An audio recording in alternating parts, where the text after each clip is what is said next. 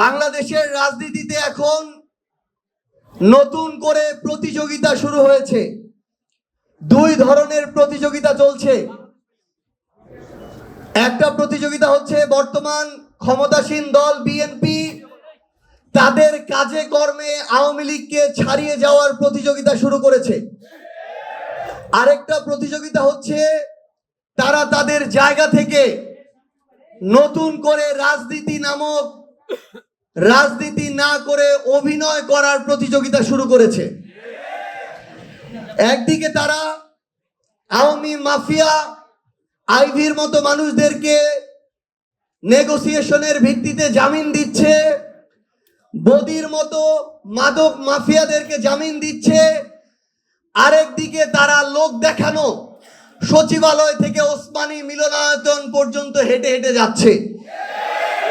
আমাদের পুরো বাংলাদেশের মিডিয়া যখন হেঁটে যাওয়ার দিকে নজর দিচ্ছে, তখন বাংলাদেশের প্রত্যেকটা জেলায় আওয়ামী লীগের অফিস খোলা হচ্ছে। একদিকে তারা ব্যবসায়ীদেরকে বাংলাদেশ ব্যাংকের গভর্নর বানাচ্ছে, তাদের বিএনপির মন্ত্রীদের যে ব্যাংক, সেই ব্যাংকগুলোতে হাজার কোটি টাকা লুটপাটের পায়তারা শুরু করেছে। আবার আরেকদিকে তারা বড় বড় প্রোগ্রামে সুন্দর চেয়ার সরিয়ে সাধারণ চেয়ারে বসার অভিনয় করছে। একদিকে তারা তাদের জায়গা থেকে বাংলাদেশের এই মানুষদের সামনে পিলখানা হত্যাকাণ্ডে আমার যেই অফিসার ভাইদেরকে আওয়ামী লীগের নীল নকশায় হত্যা করা হয়েছে, সেই অফিসার ভাইদের ওই কবরে গিয়ে আওয়ামী লীগের রাষ্ট্রপতিদেরকে নিয়ে তারা শ্রদ্ধাঞ্জলি জানাচ্ছে। আরেকদিকে তারা তাদের জায়গা থেকে নতুন করে সিগনালে দাঁড়িয়ে যাওয়ার অভিনয় শুরু করেছে। আমরা আমাদের জায়গা থেকে নতুন একটা বাংলাদেশে বিএনপির থেকে যেই ধরনের অভিনয়ের প্রতিযোগিতা দেখা শুরু করেছি, তারা যদি তাদের জায়গা থেকে সেই ধরনের বাংলাদেশ পন্থার কাজটুকু শুরু করত, তাহলে আমরা তাদেরকে নিয়ে আশ্বস্ত হতাম।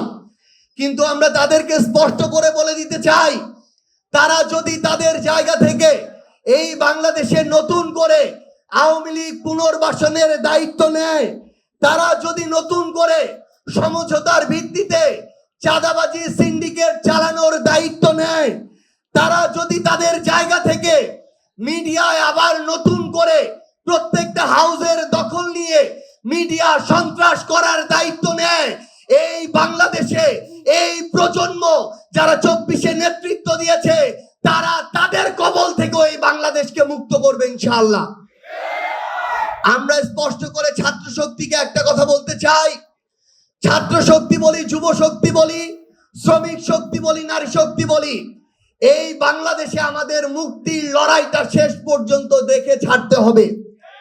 বিএনপি নতুন করে যে সমঝোতার রাজনীতি শুরু করেছে, বিএনপি প্লাস আওয়ামী লীগের নতুন করে তারা যে রাজনৈতিক এজেন্ডা বাস্তবায়ন করার চেষ্টা করছে, বিএনপি আওয়ামী লীগ এবং ভারতীয় আধিপত্যবাদকে যুক্ত করে তারা যে নতুন ট্রায়ো এই বাংলাদেশের মানুষকে দাবিয়ে রাখার চেষ্টা শুরু করেছে, এটা থেকে আমাদের মুক্তি ছাড়া কোনো বিকল্প নাই। আমরা আপনাদেরকে শুধু এইটুকু বলি, আমরা যদি এই মুক্তির লড়াইটা শেষ করতে পারি, তাহলে এই বাংলাদেশে ওসমান হাদি হত্যার বিচার হবে। আর আমরা যদি শেষ না করতে পারি, তাহলে আমাকে আপনাকে এই বাংলাদেশে অসংখ্য হাদিকে জীবন দিতে হবে।